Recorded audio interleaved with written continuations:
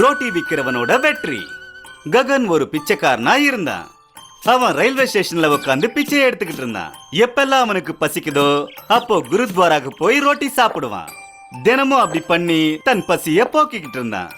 ஒரு நாள் அவன் குருத்வாரால ஜனங்க ரோட்டி ரெடி பண்றத பார்த்தான். நான் தினமும் இதை தானே சாப்பிடுறேன், நானும் ரோட்டி ரெடி பண்ணி சேவை பண்ணா என்ன? அந்த நினைப்போட அவன் ஒருத்தன் கிட்ட போய் கேட்டான், இங்க பாருங்க, ரோட்டி செய்யறதுக்கு நானும் உங்களுக்கு உதவட்டுமா? உதவலாம், இங்க யாரு வேணாலும் என்ன வேணாலும் செய்யலாம். ககன் ரோட்டி ரெடி பண்ண ஆரம்பிச்சிட்டான். அவன் செஞ்ச ரோட்டியோட ருசி எல்லாருக்கும் பிடிச்சு போச்சு. அவன் ரொம்ப வேகமா ரோட்டி பண்ண ஆரம்பிச்சான். இப்போ ககன் தினமும் பிச்சை எடுக்கிறத விட்டு சேவை செய்ய ஆரம்பிச்சிட்டான். அவனோட பக்தி, சேவை மனப்பான்மைய பார்த்து எல்லாரும் பாராட்ட ஆரம்பிச்சிட்டாங்க. நாட்கள் கடந்துச்சு. ககன் தொடர்ந்து ரோட்டிகளை செஞ்சுக்கிட்டு இருந்தான். குருத்வார்ல இருக்கிற எல்லாரும் அவன் கிட்ட ஒரு கடையை ஆரம்பிக்க சொல்லி சொன்னாங்க. அட சகோதரா ககன், நாள் முழுக்க சேவை செஞ்சுக்கிட்டு இருக்க, இப்ப நீ எங்க தங்கி இருக்க? உன்னோட வீடு எங்க இருக்கு? எனக்குன்னு இந்த உலகத்துல யாருமே இல்ல, நான் ஒரு அனாதை. முதல்ல நான் பிச்சை எடுத்துக்கிட்டு இருந்தேன், இங்க வந்து ரோட்டியை சாப்பிட்டு பசி போக்கிக்கிட்டு இருந்தேன். ஆனா இப்ப நான் யார்கிட்டயும் பிச்சை எடுக்கிறது இல்ல, சேவை செஞ்சுக்கிட்டு இருக்கேன். பிரசாதம் நினைச்சு இந்த உணவை சாப்பிடுறேன், அப்புறம் ரயில்வே ஸ்டேஷன்ல தூங்குறேன். சகோதரா, நீ ஏதாவது ஒரு தொழில் பண்ணு. ஆனா எனக்கு எந்த வேலையுமே தெரியாதே. ரோட்டி தயாரிக்கிறதுல உன்னை யாருமே மிஞ்ச முடியாது. ரயில்வே ஸ்டேஷன்ல ரோட்டிக்காக ஒரு டாபாவை ஓபன் பண்ணு. உங்க ஐடியா நல்லா தான் இருக்கு, சரி நான் எதுக்கும் முயற்சி பண்றேன். கொஞ்ச நாளைக்கு அப்புறம் ககன் ரயில்வே ஸ்டேஷன்ல ரோட்டி கடைய ஆரம்பிக்கிறான். அவன் பண்ற ரோட்டி எல்லாருக்கும் ரொம்ப பிடிச்சு போச்சு. கொஞ்சம் கொஞ்சமா வேலை செஞ்சு அவன் நிறைய பணம் சம்பாதிக்க ஆரம்பிச்சான். அவன் எவ்வளவு வியாபாரம் பண்ணாலும் குருத்வாராக்கு போய் சேவை செய்யறத மறக்கவே இல்ல. இந்த குருத்வாராக்கு வந்துதான் எனக்கு இப்படி ஒரு வாழ்க்கை கிடைச்சது.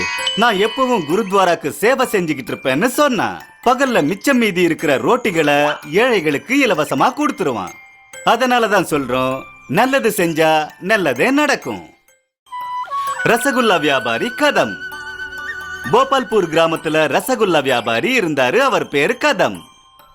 அதே கிராமத்துல சாதுரியமான பையன் இருந்தான். அவன் பேரு சிண்டு. அவன் உழைக்காம யார்கிட்டயாவது எதையாவது பேசி அவன் வேலைய முடிச்சுக்கிட்டு வருவான். இன்னைக்கு ரசகுல்லா சாப்பிடணும்னு ரொம்ப ரொம்ப ஆசையா இருக்கு. கதமோட கடையில ரொம்பவே கூட்டமா இருக்கே. சரி, கிடைச்ச சந்தர்ப்பத்தை ஏன் விட்டுணும்? அட சகோதரா, நீங்க ரொம்ப நல்ல ரசகுல்லா பண்றீங்க போல இருக்கு, அதனாலதான் இவ்ளோ கூட்டமா இருக்கு. எல்லாமே அந்த கடவுளோட அருள் தான். சரி, அப்படின்னா எனக்கும் சாப்பிடுறதுக்கு ரசகுல்லா கொடுங்க. கதம் சிண்டுவுக்கு ஒரு பிளேட்ல ரசகுல்லாவை கொடுத்தான். அப்புறம் சிண்டு ஒண்ணுக்கு அப்புறம் இன்னொன்னு நிறைய ரசகுல்லாவை சாப்பிட்டான். எப்ப கதம் சிண்டுவுக்கு கடைசி பிளேட் எடுத்து கொடுத்தானோ, சிண்டு ஒரு இறந்து போன பல்லி எடுத்து அவனோட ரசகுல்லா பாத்திரத்துக்கு பக்கத்துல வச்சான். அப்புறம் பயங்கரமா சத்தம் போட்டு கத்த ஆரம்பிச்சான். ஐயோ காப்பாத்துங்க, எனக்கு வயிறு பயங்கரமா வலிக்குது. அட, நீ ரசகுல்லால என்னதான் போட்டு வச்ச? அத சாப்பிட்டதும் எனக்கு வயிறு வலிக்க ஆரம்பிச்சிருச்சு. அட, இங்க ஒரு பல்லி விழுந்து கிடக்குது பாரு, அதனாலதான் எனக்கு வயிறு வலிக்குது போல இருக்கு. அட, அப்படியெல்லாம் ஒண்ணும் இல்லப்பா, தெரியாம விழுந்திருக்கும் போல இருக்கு. இந்த பணத்தை வச்சுக்க, நீ போய் ட்ரீட்மெண்ட் எடுத்துக்கோ. தயவு செஞ்சு போலீஸ் கிட்ட மட்டும் சொல்லிடாத, இல்லைன்னா என் வியாபாரத்தை இழுத்து மூட வேண்டியது இருக்கும். என் குடும்பமே நடு தெருவுக்கு வந்துடும். சரி சரி, இப்படி உடம்பு சரியில்லாம நான் என் குடும்பத்தை எப்படி காப்பாத்துறது? சரி சரி, நான் உனக்கு இன்னும் அதிகமா பணம் தரேன். உனக்கு உடம்பு குணமாகிற வரைக்கும் உன் வீட்டு செலவுக்கு தேவையான பணத்தை நானே கொடுக்கறேன். பல நாட்களுக்கு இப்படியே நடந்துகிட்டு இருந்தது. ஒரு நாள் கதம் வருத்தத்துல இருந்தாரு. அப்போ அவரோட அம்மா வந்து சொன்னாங்க, அட, நீ எதுக்காக எதையோ பறி கொடுத்த மாதிரி உட்கார்ந்துகிட்டு இருக்க? கதம் நடந்த எல்லா விஷயத்தையும் தன்னோட அம்மா கிட்ட சொன்னா.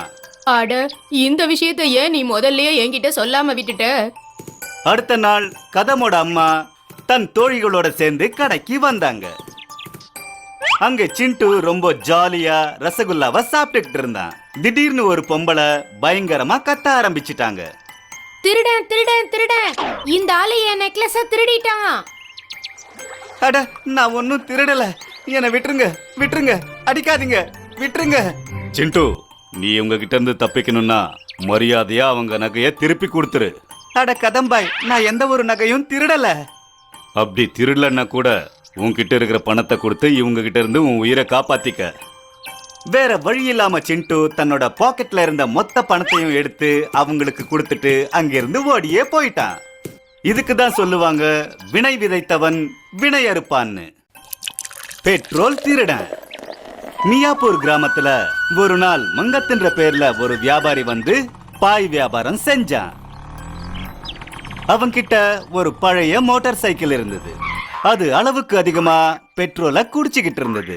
அவன் தன்னோட மோட்டார் சைக்கிள்ல பாய்களை கட்டி வச்சு வியாபாரம் செய்யறதுக்கு கொண்டு வருவான். பாய் வாங்கிக்கங்க பாய், கலர் கலரான பாய். அட பாய் விக்கிறவரே, எனக்கு ஒரு பாய் கொடுங்க. உன்னோட இந்த பாய் எல்லாமே ரொம்ப நல்லா இருக்கே, எனக்கு ஒரு 5 பாய் கொடு. சகோதரி, என்கிட்ட இருந்த பாய் எல்லாமே வியாபாரம் ஆயிடுச்சு. இன்னைக்கு என்கிட்ட 2 பாய் மட்டும்தான் இருக்கு. நீங்க சரின்னு சொன்னீங்கன்னா நாளைக்கு நான் 3 புது பாய்களோட உங்களை வந்து பாக்குறேன். அப்படின்னா சரி, எனக்கு ஒன்னும் அவசரம் இல்ல. மங்கத் அடுத்த நாள் 3 பாய்களை எடுத்துக்கிட்டு அவங்க வீட்டுக்கு வந்தான். அங்க வந்து பாக்கும்போது அந்த வீட்ல யாருமே இல்ல. ஆனா அந்த வீட்டுக்கு வெளியில ஒரு பெரிய வண்டி நின்னுட்டு இருந்தது. பல தடவை பெல் அடிச்சதுக்கு அப்புறம் கூட வீட்ல இருந்து யாருமே வரல. வீட்ல யாருமே இல்ல போல இருக்கு. சரி, நாளைக்கு வந்து பாப்போம். அந்த நேரத்துல மங்கத் மோட்டார் சைக்கிளோட பெட்ரோல் காலி ஆயிடுச்சு. இன்னைக்கு மறுபடியும் என் வண்டியில பெட்ரோல் காலி ஆயிடுச்சு போல இருக்க. வியாபாரம் பண்ணாததுனால பணம் இல்ல. இப்ப எப்படி வீட்டுக்கு போறது? மங்கத் அங்க நின்னுட்டு இருந்த வண்டியில இருந்து பைப்பை போட்டு பெட்ரோலை திருட ஆரம்பிச்சான். இது கூட நல்ல ஐடியாவா இருக்கே. இனிமே பெட்ரோல் செலவாகுதுன்னு கவலைப்பட வேண்டிய அவசியமே இல்ல. அவன் அடுத்த நாள்ல இருந்து இந்த வேலையை செய்ய ஆரம்பிச்சான். கிராமத்துல யார் யார் வீட்ல இல்லையோ அவன் அங்க இருக்கிற வண்டியில இருந்து பெட்ரோலை திருடிட்டு போயிடுவான். இது நல்லாதான் இருக்கு. என்னோட பாய் வியாபாரமும் நல்லா இருக்கு.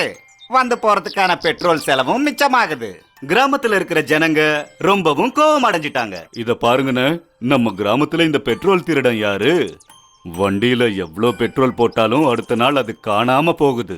அட ஆமாப்பா, நீ ரொம்ப சரியா சொன்ன. கிராமத்து ஜனங்க திருடனை பிடிக்கிறதுக்கு ஒரு ஐடியா பண்ணாங்க. எல்லா வண்டிகளையும் ஒரே இடத்துல நிறுத்தி வச்சாங்க. அப்புறம் ஒவ்வொரு வண்டியிலையும் பெட்ரோலுக்கு பதிலா கலரை ஊத்தி வச்சாங்க. கொஞ்ச நேரம் கழிச்சு மங்க தங்க வந்தான். அட என்னப்பா இது, இன்னைக்கு எல்லா வண்டியும் ஒரே இடத்துல இருக்கு. நாளைக்கு இங்க வண்டிகளோட போட்டி நடக்க போகுது. அதனாலதான் எல்லா வண்டியும் ஒரே இடத்துல நிறுத்தி வச்சிருக்காங்க. மங்கத்ராம் யோசிக்க ஆரம்பிச்சான். அப்படின்னா இந்த வண்டிங்க எல்லாமே பெட்ரோலால நிரம்பி இருக்கும். அப்படின்னா இன்னைக்கு ராத்திரி பெருசா ஏதாவது எடுத்துட்டு வர வேண்டியதுதான்.